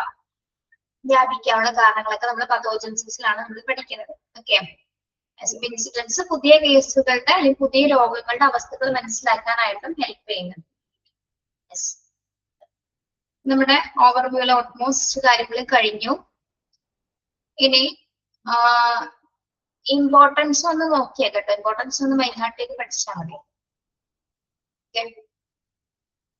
ഇവിടെ ലാസ്റ്റ് ഭാഗമാണ് challenges of health and hospital administration. Sorry അല്ലെ, ഹോസ്പിറ്റൽ അഡ്മിനിസ്ട്രേഷൻ കറക്റ്റ്. ഇനി നമ്മൾ പഠിക്കുന്നത് ഹോസ്പിറ്റൽ അഡ്മിനിസ്ട്രേഷൻ ഫേസ് ചെയ്യുന്ന, അല്ലെങ്കിൽ health and hospital administration face ചെയ്യുന്ന കുറച്ച് വെല്ലുവിളികളും അല്ലെങ്കിൽ അതിന്റെ നേരിടാനുള്ള കുറച്ച് സ്ട്രാറ്റജീസും ആണ് നമ്മൾ ഈ ലാസ്റ്റ് ഭാഗത്ത് വരുന്നത്. കുറച്ചേ ഉള്ളൂ. നമ്മളിതൊന്ന് ബ്രീഫ് ചെയ്ത് വരാം. മൊത്തത്തിൽ ഓരോ സെന്റൻസ് ആയിട്ട് ഇങ്ങനെ പറയുന്നില്ല, എന്നിരുന്നാൽ പോലും നിങ്ങൾക്ക് അറിയാവുന്ന രീതിയിൽ ഒന്ന് വിശദീകരിച്ചിട്ടുണ്ട് കേട്ടോ. അപ്പൊ എന്തൊക്കെ വെല്ലുവിളികൾ എന്ന് പറയുന്നതിന് മുൻപായിട്ട് എന്തൊക്കെ സൗകര്യങ്ങൾ ഓൾറെഡി മെഡിക്കൽ ഫീൽഡിൽ വന്നിട്ടുണ്ട് എന്നുള്ളതാണ് ആദ്യത്തെ പാരഗ്രാഫിൽ കൊടുത്തിരിക്കുന്നത്. Yes, the technological progress in the field of medical science have overturned over our social, economic and political policies and have provided the clinicians with a newly discovered aid for diagnosis and treating illness. നമുക്കറിയാം എന്താണ് ഇപ്പൊ ഒരു കാലഘട്ടത്തിൽ ഏറ്റവും കൂടുതൽ എന്താണ് technologies progress ചെയ്തിട്ടുണ്ട്, പ്രത്യേകിച്ച് മെഡിക്കൽ സയൻസിൽ അല്ലെ. അതായത് നമ്മൾ പുതിയ കണ്ടുപിടുത്തങ്ങൾ മെഡിക്കൽ സയൻസിൽ കൊണ്ടുവന്നതിനാൽ തന്നെ എന്താണ് പുതിയ ഫെസിലിറ്റീസുകൾ നമുക്ക് വന്നിട്ടുണ്ട് അല്ലെ. യെസ്, അത് ഒരു മെഡിക്കൽ സയൻസിൽ മാത്രമല്ല, നമ്മുടെ ഇക്കണോമിക്, സോഷ്യൽ, പൊളിറ്റിക്കൽ ഫീൽഡിലെല്ലാം തന്നെ എന്താണ് ടെക്നോളജി വന്നതുപോലെ ഒരുപാട് മാറ്റങ്ങൾ സംഭവിച്ചിട്ടുണ്ട്. അല്ലെങ്കിൽ സാങ്കേതിക വിദ്യ കൊണ്ട് തന്നെ എന്താണ് ഹോസ്പിറ്റൽസിലെ ആ ഒരു ചുറ്റുപാടുകൾ തന്നെ മാറിയിട്ടുണ്ട്. പല ഹോസ്പിറ്റൽസിന്റെ ചുറ്റുപാടുകളിൽ തന്നെ എന്താണ് വ്യത്യാസം വന്നിട്ടുണ്ട്. അപ്പൊ ഡോക്ടേഴ്സിനെ സംബന്ധിച്ചിടത്തോളം എന്താണ് ഇത്തരം ഫെസിലിറ്റീസുകൾ കൂടി വരുന്നത് കൊണ്ട് തന്നെ, ടീച്ചർ ഇത് മൊത്തം ബ്രീഫ് ചെയ്ത് പറയാണ് കേട്ടോ. ഓക്കെ, ഫസ്റ്റ് പാരഗ്രാഫിൽ പറഞ്ഞതാണ്. അപ്പൊ ഈ മെഡിക്കൽ സയൻസിൽ പുതിയ ടെക്നോളജീസ് വന്നുകൊണ്ട് നമ്മൾ ന്യൂ ഡിസ്കവറീസ്, പുതിയ കണ്ടെത്തലുകൾ കൊണ്ടുവന്നു, പുതിയ അഡ്വാൻസ്ഡ് ആയിട്ടുള്ള ട്രീറ്റ്മെന്റ്സ് കൊണ്ടുവന്നു, പല പല എക്യുപ്മെന്റ്സുകൾ അല്ലെങ്കിൽ പല രീതിയിലുള്ള ചികിത്സാ രീതികളൊക്കെ നമ്മൾ കൊണ്ടുവന്നു. അപ്പൊ അതിനാൽ തന്നെ എന്താണ് നമുക്ക് പെട്ടെന്ന് രോഗങ്ങൾ കണ്ടുപിടിക്കാൻ, ഡയഗ്നോസ് ചെയ്യാനായിട്ട് ടെക്നോളജി ഒരുപാട് ഹെൽപ്പ് ചെയ്യുന്നുണ്ട് അല്ലെ. ചെയ്യുന്നില്ല. അതായത് ന്യൂലി ഡിസ്കവേർഡ് ചെയ്തിരിക്കുന്ന പുതിയതായിട്ട് കണ്ടെത്തിയിരിക്കുന്ന പുത്തൻ പ്രവണതകളെല്ലാം തന്നെ നമ്മുടെ രോഗങ്ങളെ നിയന്ത്രിക്കാനും അതിനെ കൺട്രോൾ ചെയ്യാനായിട്ടുള്ള എല്ലാ ഫെസിലിറ്റീസും ഒരുക്കി തരുന്നുണ്ട്. ഓക്കെ, ഇനി അപ്പൊ അങ്ങനെ വന്നത് കൊണ്ട് തന്നെ നമ്മുടെ ഡോക്ടേഴ്സിനെയൊക്കെ സംബന്ധിച്ചിടത്തോളം എന്താണ്, അതായത് പുതിയ ടെക്നോളജി ഒക്കെ ഉള്ളത് കൊണ്ട് തന്നെ ഡോക്ടർമാർ ഇതിന് ഡിമാൻഡ് ചെയ്യാൻ തുടങ്ങി. എന്താണ് ഡിമാൻഡ് ചെയ്യാന്ന് പറയുന്നത്? Demand from the clinicians and the community to provide newly discovered technological capabilities in the hospital and health service system. അതായത് ഓൾറെഡി ഡോക്ടേഴ്സും കമ്മ്യൂണിറ്റിയും ആഗ്രഹിക്കുന്ന എന്താണ്, പുതിയ ടെക്നോളജീസ് വന്നത് കൊണ്ട് തന്നെ അവരും ഡോക്ടർ എന്താ ആഗ്രഹിക്കുന്നുണ്ട്, ആ ഹോസ്പിറ്റലില് തനിക്ക് ആ ഒരു ടെക്നോളജി ഉപയോഗിച്ചുള്ള ചികിത്സകൾ കൊടുക്കണമെന്ന് ഡോക്ടേഴ്സ് ആഗ്രഹിക്കുന്നു. അതോടൊപ്പം തന്നെ എന്താണ്, പേഷ്യൻസ്, കമ്മ്യൂണിറ്റി എന്ന് ഉദ്ദേശിക്കുന്നത് നമ്മുടെ പേഷ്യൻസ് ആണ് ഉദ്ദേശിക്കുന്നത്. അതായത് കമ്മ്യൂണിറ്റിയും ആഗ്രഹിക്കുന്നതാണ് എല്ലാ ഫെസിലിറ്റീസ് ഉള്ള സൗകര്യങ്ങൾ നമ്മൾ അങ്ങനെയാണ് ആഗ്രഹിക്കുന്നത്. ഹോസ്പിറ്റലിൽ ഇത്തരം സാങ്കേതിക വിദ്യകൾ നമുക്ക് അതേപോലെ ഒരു ചികിത്സ കിട്ടണം എന്നാണ് നമ്മൾ ആഗ്രഹിക്കുന്നത്. അപ്പൊ ഡോക്ടേഴ്സ് ഡിമാൻഡ് ചെയ്യാൻ ആരംഭിച്ചു അല്ലെ. അപ്പൊ അതൊരു വെല്ലുവിളിയാണ്. അപ്പൊ എല്ലാ ഹോസ്പിറ്റലിലും എല്ലാ ഫെസിലിറ്റീസും ഒരുക്കാൻ പറ്റുമോ? എല്ലാ ഹോസ്പിറ്റലുകൾക്കും എല്ലാ ഫെസിലിറ്റീസും അറേഞ്ച് ചെയ്യാൻ പറ്റുമോ? ഇല്ല. ചില പൂറസ്റ്റ് ആയിട്ടുള്ള ഹോസ്പിറ്റലിൽ വർക്ക് ചെയ്യുന്നു. അപ്പൊ അവർക്ക് എന്താണ്, എല്ലാ ഫെസിലിറ്റീസ്, എല്ലാ സൗകര്യങ്ങളും അല്ലെങ്കിൽ പുതിയ അഡ്വാൻസ്ഡ് ആയിട്ടുള്ള ടെക്നോളജീസ് ഒക്കെ അവരുടെ ഹോസ്പിറ്റലിൽ കൊണ്ടുവരാൻ പറ്റുന്നില്ല. അങ്ങനെ വന്നപ്പോ എന്താണ്, അത് ഹോസ്പിറ്റൽ അഡ്മിനിസ്ട്രേഷൻ നേരിടുന്ന ഒരു വെല്ലുവിളിയായിട്ട് മാറാൻ തുടങ്ങി. അതായത് ഡോക്ടറും കമ്മ്യൂണിറ്റിയും ആഗ്രഹിക്കുന്നത് എന്താണ്, അപ്പൊ പല പേഷ്യൻസ് എന്താണ് ഹോസ്പിറ്റലിൽ ചൂസ് ചെയ്യാതിരിക്കാൻ തുടങ്ങി. കാരണം എന്താണ്, അവർ ഹോസ്പിറ്റലിൽ പോയി ട്രീറ്റ്മെന്റ് എടുക്കാൻ നേരത്തെ അവിടെ ഇന്ന ടെക്നോളജീസ് ഇല്ല, ഇന്ന രീതിയിലുള്ള ഫെസിലിറ്റീസ് ഇല്ലാത്തത് കൊണ്ട് എന്താണ് ആ പേഷ്യന്റ് ആ ഹോസ്പിറ്റൽ ചൂസ് ചെയ്യുന്നില്ല. മാത്രമല്ല ഡോക്ടേഴ്സും എന്താണ് അവരിങ്ങനെ ഡിമാൻഡ് ചെയ്യുന്നത് കൊണ്ട് അവർക്ക് കിട്ടാത്തത് അതുള്ള ആ ഫെസിലിറ്റീസ് ഉള്ള ഫെസിലിറ്റീസ് ഉള്ള ഹോസ്പിറ്റൽസിനെ ആശ്രയിക്കാനായിട്ട് തുടങ്ങി. ഓക്കെ, അപ്പൊ അതൊരു വലിയൊരു ചാലഞ്ച് തന്നെയാണ്. കാരണം ഹോസ്പിറ്റൽ അമിതമായിട്ടുള്ള ഇതിന്റെ ഫെസിലിറ്റീസ് ആഗ്രഹിച്ചിട്ടാണ് പേഷ്യൻസും കമ്മ്യൂണിറ്റി അല്ലെങ്കിൽ ഡോക്ടേഴ്സും ആഗ്രഹിക്കുന്നത്. അപ്പൊ അതിനനുസരിച്ചുള്ള ഫെസിലിറ്റീസ് ഇല്ലെങ്കിൽ എന്താണ്, ഫെസിലിറ്റീസ് അറേഞ്ച് ചെയ്യാൻ പറ്റാത്തത് ഹോസ്പിറ്റൽ അഡ്മിനിസ്ട്രേഷന്റെ ഒരു വെല്ലുവിളിയായിട്ട് ചാലഞ്ചസ് ആയിട്ട് നമുക്ക് പറയാവുന്നതാണ്. ഓക്കെ, മനസ്സിലായോ? അതായത് ടെക്നോളജിക്കൽ ആയിട്ടുള്ള കാപ്പബിലിറ്റീസ് ആ ഹോസ്പിറ്റലിൽ ഇല്ലെന്നാണെങ്കിൽ ഡോക്ടേഴ്സും കമ്മ്യൂണിറ്റി അതിന് ഡിമാൻഡ് ചെയ്യും, അത് വേണം എന്ന് അവർ ആവശ്യപ്പെടും. അത് ഹോസ്പിറ്റൽ അഡ്മിനിസ്ട്രേഷൻ നേരിടുന്ന ഒരു പ്രധാന വെല്ലുവിളിയാണ്. ഓക്കെ, ക്ലിയർ ആണോ പറഞ്ഞത്?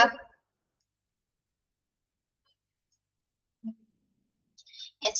It has been noted that at least half of the last decade's rise in medical costs imputable to high technology medicine, especially diagnostic and surgical procedures. In spite of the high cost, the commercial firms and corporate bodies are enriching the state of the hospital with the newest medical technology with economic returns and are increasing. ഇനി നമ്മുടെ ഈ ഒരു കാലഘട്ടത്തിൽ തന്നെ എന്താണ്, ഈ advanced ആയിട്ടുള്ള technology വന്നപ്പോൾ തന്നെ മെഡിക്കൽ കോസ്റ്റസുകൾ കൂടാൻ തുടങ്ങി അല്ലെ. അതായത് പ്രത്യേകിച്ച് ഹോസ്പിറ്റലൊക്കെ ഒന്ന് നമ്മൾ ജസ്റ്റ് ഒന്ന് ഒരു ഒബ്സർവേഷന് പോയാൽ തന്നെ നമ്മുടെ കയ്യിൽ എന്തോ ഒരു പൈസ പോകുന്നുണ്ട് അല്ലെ. പ്രത്യേകിച്ച് നല്ല ഹോസ്പിറ്റൽ സാധാരണക്കാരെ സംബന്ധിച്ചിടത്തോളം നമുക്ക് എന്താണ് വലിയ ഹോസ്പിറ്റലിൽ പോകാൻ പറ്റും സാധാരണക്കാരനെ സംബന്ധിച്ചിടത്തോളം. അല്ലെങ്കിൽ പിന്നെ നമുക്ക് എന്തെങ്കിലും ക്ലൈംസോ കാര്യങ്ങളൊക്കെ ഉണ്ടാകും, ക്ലൈം എടുക്കണമെങ്കിൽ വേണ്ട ഒരു എമൗണ്ട്, അങ്ങനെ എല്ലാവർക്കും അങ്ങനെ എത്തിച്ചേരാനായിട്ട് സാധിക്കുന്നില്ല. അപ്പൊ നമ്മളിവിടെ എന്താണ് പുതിയ രീതിയിലുള്ള മാറ്റങ്ങൾ, അതായത് ഇപ്പൊ സർജിക്കൽ പ്രൊസീജിയേഴ്സിനായിരുന്നെങ്കിലും ഡയഗ്നോസ്റ്റിക് പ്രോസസ്സിനായാലും പുതിയ മെത്തേഡുകളാണ് കൊണ്ടുവന്നിരിക്കുന്നത്. ഈ പുതിയ മെത്തേഡ് എന്നുള്ള ചിലവ് കുറഞ്ഞ മെത്തേഡുകളാണ് ഇതെല്ലാം. അത്യാവശ്യം കോസ്റ്റ്ലി ആയിട്ടുള്ള മെത്തേഡുകളാണ് ഹോസ്പിറ്റലിൽ ഇവിടെ കൊണ്ടുവന്നിരിക്കുന്നത്. അത് സാധാരണ ഹോസ്പിറ്റലിൽ താങ്ങാവുന്നതിന് അപ്പുറമാണ് അല്ലെ.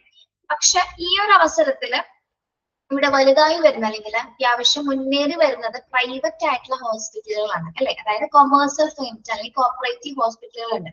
അവരെ സംബന്ധിച്ചിടത്തോളം എന്താണ്, അവർക്ക് ന്യൂവസ്റ്റ് ആയിട്ടുള്ള ടെക്നോളജീസ് ഇറക്കാനുള്ള എല്ലാത്തരം ക്യാപ്പബിലിറ്റീസ് ഉണ്ട്, ഫിനാൻഷ്യൽ അവർക്ക് സ്റ്റേബിൾ ആണ്. ശരിയല്ലേ? അതായത് പുതിയതായിട്ട് നമ്മുടെ കോർപ്പറേറ്റീവ് ഹോസ്പിറ്റൽ അല്ലെങ്കിൽ പ്രൈവറ്റ് ഹോസ്പിറ്റലിനെ സംബന്ധിച്ചിടത്തോളം അവരുടെ കയ്യിലേക്ക് എന്താണ് അത്യാവശ്യം എമൗണ്ട് ഉണ്ട് അല്ലെങ്കിൽ അത്യാവശ്യം സ്റ്റാറ്റസ് ഉള്ള ഹോസ്പിറ്റലാണ്. അപ്പൊ അവരെ സംബന്ധിച്ചിടത്തോളം എന്താണ് അവർക്ക് ന്യൂ ടെക്നോളജീസ് ഒക്കെ മിക്കതും കൊണ്ടുവരാനായിട്ട് സാധിക്കുന്നത്. അതുപോലെ തന്നെ അവർക്ക് എന്താണ് നല്ലൊരു എക്കണോമിക് റിട്ടേൺസ് അല്ലെങ്കിൽ നല്ല രീതിയിൽ സാമ്പത്തിക പ്രോഫിറ്റ് ഉണ്ടാക്കാനായിട്ടും അങ്ങനെയുള്ള ഹോസ്പിറ്റലുകൾക്ക് സാധിക്കും. പക്ഷെ സാധാരണ ഹോസ്പിറ്റലിനെ സംബന്ധിച്ചിടത്തോളം എന്താണ് ഇത്തരം ഫെസിലിറ്റീസ് എല്ലാം തന്നെ അവിടെ കൊണ്ടുവരാനായിട്ട് അവർക്ക് സാധിക്കുന്നില്ല. അപ്പൊ അതിനാൽ തന്നെ ഹെൽത്ത് അഡ്മിനിസ്ട്രേഷൻ നേരിടുന്ന മറ്റൊരു വെല്ലുവിളി കൂടി എന്താണ്, ഇത്തരത്തിലുള്ള ഫെസിലിറ്റീസ് അവർ അറേഞ്ച് ചെയ്യാൻ പറ്റുന്നില്ല എന്നത് കൂടി അവർ അനുഭവിക്കുന്ന ഒരു ചാലഞ്ചാണ്. ഓക്കെ, ഇനി this rose the growing level of health care awareness among the people and utilization of such services by the people from the private sector too. ഇനി ഇവിടെ പുതിയ ഇപ്പൊ നമ്മൾ പറഞ്ഞില്ലേ പ്രൈവറ്റ് സ്ഥാപനങ്ങളാണ് പുതിയ ടെക്നോളജീസ് ഒക്കെ ഇൻട്രൊഡ്യൂസ് ചെയ്തത്. പക്ഷെ ഇത് സാധാരണക്കാർക്ക് ഇത്തരത്തിലുള്ള ചികിത്സകൾ നേടാനായിട്ട് സാധിക്കില്ല. അപ്പം അതും സാധാരണക്കാർക്ക് നല്ല രീതിയിൽ ചികിത്സകൾ കൊടുക്കാൻ പറ്റുന്നില്ല എന്നതും എന്താണ് ഹെൽത്ത് അഡ്മിനിസ്ട്രേഷൻ നേരിടുന്ന ഒരു ചാലഞ്ചസ് തരുന്നത്. എല്ലാ ഫെസിലിറ്റീസും കൊടുത്തുകൊണ്ട് സാധാരണക്കാർക്ക് എല്ലാത്തരം ചികിത്സാ പദ്ധതികൾ കൊടുക്കാനായിട്ട് സാധിക്കുന്നില്ല. എന്തുകൊണ്ടാണ്? ഓൾറെഡി നമ്മളുടെ ആ ഒരു ഹെൽത്ത് സിസ്റ്റത്തിൽ പല രീതിയിൽ എന്താണ് ഫിനാൻഷ്യൽ ആയിട്ടുള്ള കുറെ ബേർഡൻസും കാര്യങ്ങളൊക്കെ ഉള്ളത് കൊണ്ട് തന്നെ എന്താണ് അതിനെ കൃത്യമായ രീതിയിൽ പൈസകൾ ചെലവാക്കാത്തത് കൊണ്ട് അല്ലെങ്കിൽ പൈസകൾ അതിന് അനുവദിക്കാത്തത് കൊണ്ടാണ് അത്തരത്തിൽ പോരായ്മകൾ വരുന്നത്. അതും ഒരു കാര്യം തന്നെയാണ് കേട്ടോ. കാരണം എന്താണ് ഇപ്പൊ നമ്മൾക്കറിയാം ഇപ്പൊ ഒരു ഗവൺമെന്റ് ഹോസ്പിറ്റലും പ്രൈവറ്റ് ഹോസ്പിറ്റലും എടുത്ത് നോക്കുകയാണെങ്കിൽ ഏറ്റവും കൂടുതൽ ഫെസിലിറ്റീസ് എന്തിനായിരിക്കും? പ്രൈവറ്റിനാണോ ഗവൺമെന്റ് ഹോസ്പിറ്റലാണോ ഏറ്റവും കൂടുതൽ ഫെസിലിറ്റീസ് ഉള്ളത്? ഏതാണ് പിള്ളേരെ? ഫെസിലിറ്റീസ് കൂടുതൽ ഏതിനാണ്? പ്രൈവറ്റ് ഹോസ്പിറ്റൽസിനാണ് അല്ലേ? എന്തുകൊണ്ടാണ് അവർക്ക് അത്രയ്ക്കും ആ ഒരു ഫെസിലിറ്റീസ് എടുക്കാൻ പറ്റുന്നത്? ന്യൂ ടെക്നോളജീസ് അവർക്ക് മാത്രം കൊണ്ടുവരാൻ പറ്റുന്നതിന് പ്രധാന കാരണം എന്താണ്? അവരുടെ കയ്യിൽ അത്യാവശ്യത്തിലുള്ള ഇക്കണോമിക് റിട്ടേൺസ് അല്ലെങ്കിൽ പ്രോഫിറ്റ് അവർക്ക് നല്ല രീതിയിലുള്ളത് കൊണ്ട് അവർക്ക് അത്തരത്തിലുള്ള പ്രോഗ്രാംസുകൾ ഇൻട്രൊഡ്യൂസ് ചെയ്യാനായിട്ട് സാധിക്കുന്നത്. സാധാരണ ഹോസ്പിറ്റലിനെ സംബന്ധിച്ചിടത്തോളം എന്താണ് അവർക്ക് തുച്ഛമായ രീതിയിലുള്ള ചികിത്സാ സംവിധാനങ്ങൾ മാത്രം, ഇൻകം കുറവാണ് അല്ലെ, തുച്ഛമായ രീതിയിലുള്ള സംവിധാനങ്ങൾ മാത്രമേ ഒരുക്കാനായിട്ട് സാധിക്കുന്നുള്ളൂ. അപ്പൊ അതൊക്കെ എന്താണ് ഹെൽത്ത് അഡ്മിനിസ്ട്രേഷൻ നേരിടുന്ന മറ്റൊരു വെല്ലുവിളികളിൽ ഉൾപ്പെടുത്താവുന്നത്. ഓക്കെ, ഇനി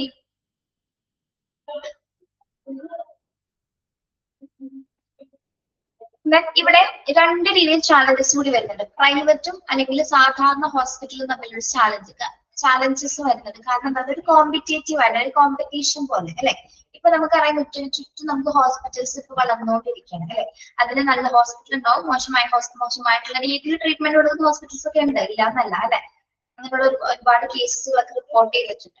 ഓക്കെ, അപ്പൊ അവിടെ ഒരു മത്സരം സംഭവിക്കുന്നുണ്ട്. അതായത് ഒരു ഹോസ്പിറ്റൽ കുറച്ച് അഡ്വാൻസ്ഡ് ആയിട്ടുള്ള ടെക്നോളജി കൊണ്ടുവന്നാൽ മറ്റവർ എന്ത് ചെയ്യും? അതിലും വലുത് കൊണ്ടുവരാനായിട്ട് ശ്രമിക്കും അല്ലെ.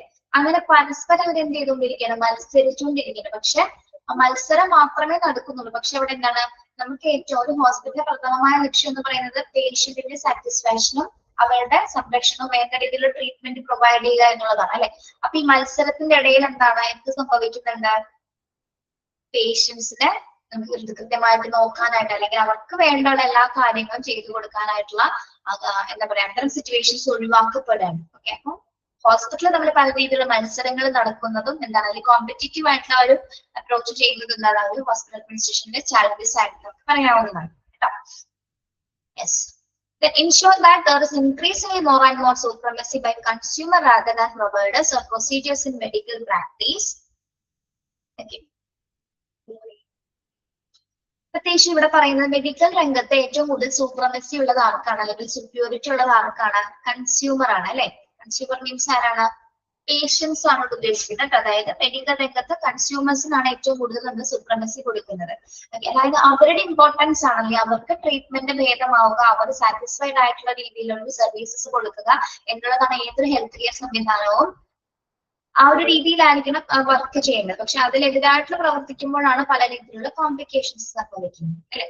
ഇനി ഇവിടെ പറയുന്നത് hospital including to provide more and more ruptured services in one discipline or other rather than holistic institution of health care with a multidisciplinary medical team like eye, ENT, general surgery, etc., resulting in to be a profit-oriented business establishment. Okay, last point പറയുന്നത് എന്താണ്? നമ്മളൊരു hospital service ചെയ്യുമ്പോൾ ഏതെങ്കിലും ഒരു സർവീസസിന് മാത്രമാണ് hospital പ്രാധാന്യം കൊടുക്കുന്നത്. ഹോസ്പിറ്റലിൽ ഒരു 5 ഡിപ്പാർട്ട്മെന്റ് ഉണ്ടെങ്കിൽ ഒരു ഡിപ്പാർട്ട്മെന്റിന് മാത്രമായിരിക്കും ഹോസ്പിറ്റലിൽ പ്രാധാന്യം കൊടുക്കുന്നത് ആണോ? അല്ല, എല്ലാ ഡിപ്പാർട്ട്മെന്റ്സിനെയും ഒരേപോലെ കൊണ്ടുപോകാനായിരിക്കും അല്ലെ. എല്ലാ ഡിപ്പാർട്ട്മെന്റ്സിനെയും കവർ ചെയ്തിട്ടുള്ള ഒരു സേവനങ്ങൾ കൊടുക്കാനായിരിക്കുള്ളൂ എല്ലാ ഹോസ്പിറ്റലും ആഗ്രഹിക്കുന്നത് അല്ലെ. അപ്പൊ എല്ലാ ഡിപ്പാർട്ട്മെന്റിനും ഒരേപോലത്തുള്ള സേവനങ്ങൾ കൊടുക്കാൻ പറ്റാത്തതും ഹോസ്പിറ്റലിന്റെ ഒരു കഴിവുകേടായിട്ട് അല്ലെങ്കിൽ ഒരു ചാലഞ്ചസ് ആയിട്ട് നമുക്ക് പറയാം. കാരണം എന്താണ്?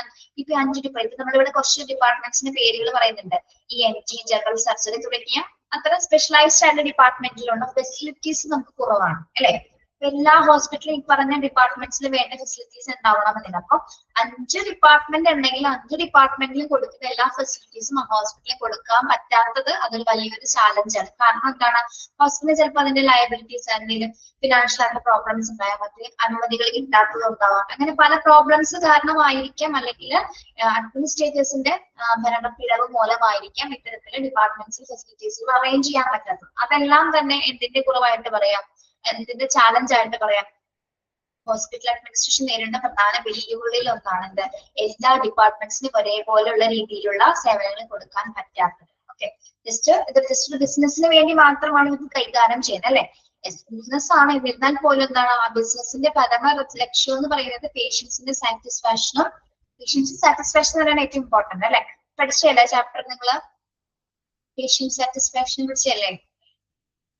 ഓക്കെ, അപ്പൊ ഏത് ഹെൽത്ത് കെയർ സെറ്റിംഗ്സിന്റെ പ്രധാന ലക്ഷ്യം എന്ന് പറയുന്നത് അത് തന്നെയാണ്. അപ്പൊ അത് നേടിയെടുക്കാൻ പറ്റാത്തതും എന്താണ്, അത് പറ്റുന്നില്ലെങ്കിൽ അതൊരു വെല്ലുവിളിയായിട്ട് തന്നെ നമുക്ക് ഇതിനെ കൺസിഡർ ചെയ്യാവുന്നതാണ് കേട്ടോ. പറഞ്ഞ കാര്യങ്ങളൊന്ന് കേട്ടിരുന്നാൽ മതി. പഠിക്കാനുള്ളത് ഇപ്പൊ പറഞ്ഞത് ഈ പോയിന്റ്സുകളാണ്. അതനുസരിച്ച് അടുത്ത ക്ലാസ്സിൽ എടുക്കാം കേട്ടോ. നാളെങ്കിലും ഉള്ളൂ, നാളെ ഇത് തീർക്കാം. സ്ട്രാറ്റജീസും ഈ ചാലഞ്ചസുകളും മാത്രമേ ഉള്ളൂ കേട്ടോ.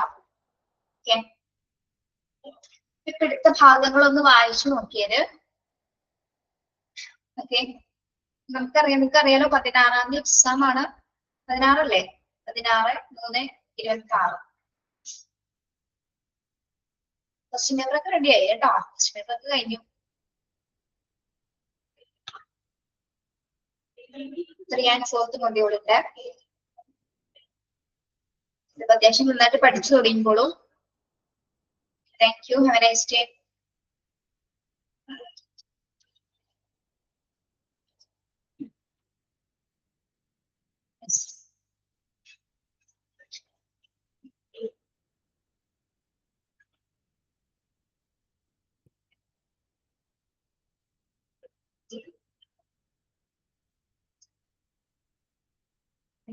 Thank you.